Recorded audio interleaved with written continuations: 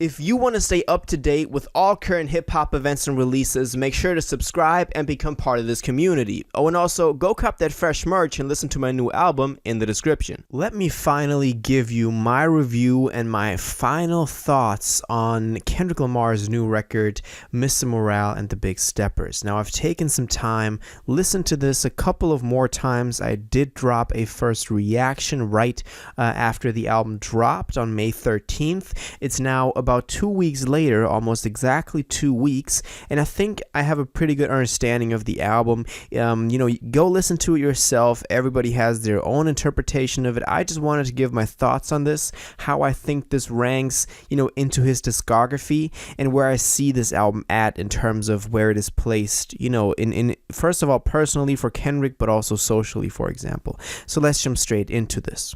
So I want to start out with saying that there were, of course, a lot of expectations for this. This thing was just completely overflown by theories and, questions people had, certain assumptions they made, because it's been 5 years since Damn. And of course, people are going to be, right there when it drops and being like, oh, this is not good. I imagine this completely different. And that it was supposed to happen. I mean, that was bound to happen, people were, of course, going to be disappointed by, so many people had so many different theories about this, that this was destined to happen. And I talked about that in another video I dropped about a week ago as well, going over if he'll drop another record. To kind of break it down into what the album actually is, we got 18 tracks in total, in a double disc record. So this was kind of what we expected from the, picture we got on Oklahoma.com. This was a double record. We had 2 halves, each 9 tracks, and 2 interludes, so in total 18 tracks. It spans across a length of 1 hour and 13 minutes, so quite a long album, but 18 tracks is long already. And it does use this double feature disc. In total, this is a very personal record. And, we have the first side that is more so, not as personal. We can still hear a lot of influences of commercial sounds on there, but already with the twist that Kendrick has on them and making them very personal. But they are more structured. They have a more structured approach to the songwriting, to the composition of the whole thing, while the second half, is really personal in terms of the subject matter and also great in the lyricism side of it. So that's kind of how the double disc is used on this one. And I believe it's going to take people a very long time to completely dissect this record. And that is also what I talk about in that video going over if he'll drop another album, because I think it's going to take 2 to 3 years for people to be like, yo, actually, this is one of his greatest. This is up there with To Pimp a Butterfly. The exact same thing happened with To Pimp a Butterfly back when that dropped. People didn't immediately jump on it and were like, yo, this is a masterpiece. It took some time. Of course it did. Now, we have, of course, very personal individual tracks on here. I'm talking about, Auntie Diaries or Mother I Sober.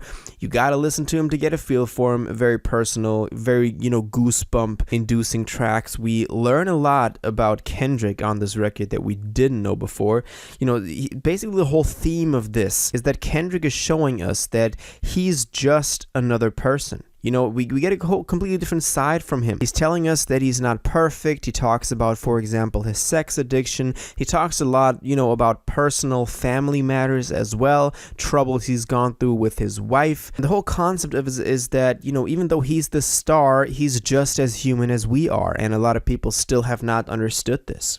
I mean, on N95, he's literally, telling us to take off everything that is giving us a false perception. And, the metaphor for taking off our mask, the N95s. Now, of course, there is some commercial success to this. I'm, for example, seeing, as I already said, N95 go really big on this one. It's like #1 on the Genius charts. It is on, just the Billboard charts. I'm not sure if it went #1, but on like Spotify and Apple Music, on streaming, it's pretty high up there. So, it's kind of like, it really is up there. And I've also seen Die Hard go the same route as well. So it's not like he's not seeing any commercial success from this, even though the songs aren't blowing up as much as, for example, Humble did back with Damn or some other tracks have in the past. But I think that's just due to the fact that this is very personal. Now, it sold 295,000 units in its first week. A lot of people were saying it's going to be higher, me myself included, but this does have to do with the way that sales are counted nowadays, with no bundles, no merch, no tickets, none of that. And also, this is not a very commercial album, so it was bound to not sell as much. So that's kind of what I get from this. And it's also the reason why people are already demanding another album from him and saying he's going to come through with another album full of bangers, just like I go into in that other video that I mentioned so often today. So that's kind of like what the commercial side of it is, but to even completely understand this and get into it, it took me multiple listens. It's not like this, you're gonna listen to this and be like, oh, I completely get everything he's saying. There's a lot of relationship between the tracks, something you got to read between the lines, something you got to watch some other content on to understand. And I don't want to do this today. I'm gonna talk about this quite a lot in the future as well, about this record, also on the live streams and on the Discord. But I just want to tell you that don't just listen to it once. You need to listen to this more than once to completely get the full greatness of this, as I do believe that this is truly a masterpiece.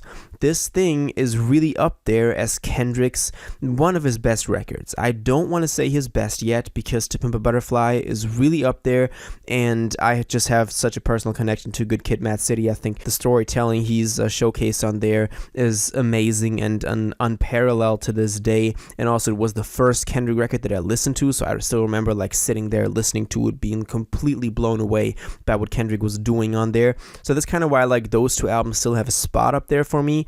But I think in a couple years time, in 10 years, we will say, yo, for the time that this dropped in and for the place in his career that Kendrick was at, this was truly the best record that he could have dropped in that situation. And I think that is exactly what's going to happen. Mark my words, 5 to 10 years from now. And I think in 2 to 3 years, people will be like, okay, he said this on that record, so that record was truly great. Well, right now, everybody just wanted a couple of hits. So that's kind of my thoughts on this. I think this is a masterpiece. Still think it's going to take some time for, people to actually get it, as he also doesn't use a lot of like trap and drill and rage and whatever's popping right now type of sounds. And that is another component as to why this didn't sell that much first week, while 300,000 is still great first week with no ads and nothing. But I think it's still going to take some time for people to truly understand and appreciate this. So that's my thoughts on Mr. Morale and the Big Steppers, Kendrick Lamar's new album. Now I want to know what you think about this. Were you excited for this? Of course you were. What did you think about it? What's your favorite track? What's your least favorite track? What did you think of the first week numbers? How do you kind of see my points that I made on this? Where do you agree? Where do you disagree in both cases?